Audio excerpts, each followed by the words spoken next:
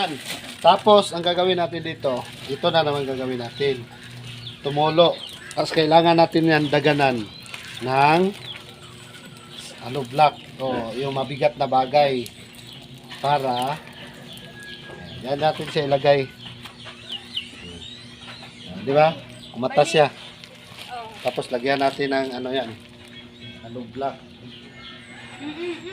Siguro, dalawa siguro. Ipatong natin to para hindi naman masyado madumihan. Gagawin natin dyan. Tungan natin. Balance lang, balance. Ganyan pagproseso sa paggawa ng suman o puto.